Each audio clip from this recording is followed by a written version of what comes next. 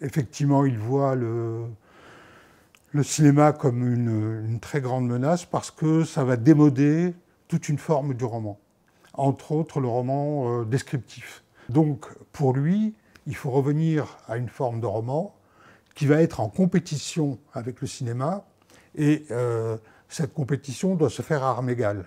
C'est-à-dire qu'on doit employer les mêmes moyens que le cinéma. L'ellipse, la rapidité, les textes plutôt courts, enfin, dans les descriptions. Voilà. D'abord, ce serait un film en costume, donc relativement cher, avec une reconstitution de la guerre de 14, de New York dans les années 20. Donc ça, c'est la première grande difficulté. La deuxième, c'est un problème de scénario, d'écriture. Parce qu'en fait, le livre se compose de 4 parties qui n'ont pas vraiment de rapport entre elles. Les tentatives d'écriture qui ont eu lieu ont échoué en partie à cause de ça. Et puis, je dirais que le dernier obstacle, c'est le fait que c'est un livre qui est devenu une espèce de livre culte, majeur. Il n'est pas possible de ne pas aimer Céline, il est tout de même impensable qu'on ne considère pas que Le Voyage est un chef-d'œuvre. Etc. Et que beaucoup de gens aujourd'hui hésitent à essayer de l'adapter.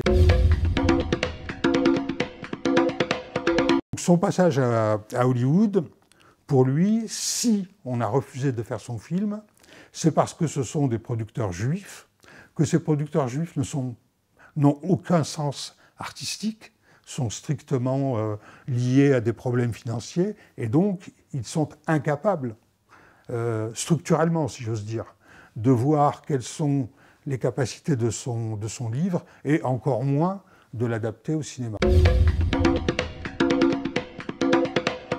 Pour moi, il y a 2 possibilités aujourd'hui. La première possibilité, la moins coûteuse, la plus immédiatement réalisable, celle qu'a essayé de faire Tardy, c'est la bande dessinée.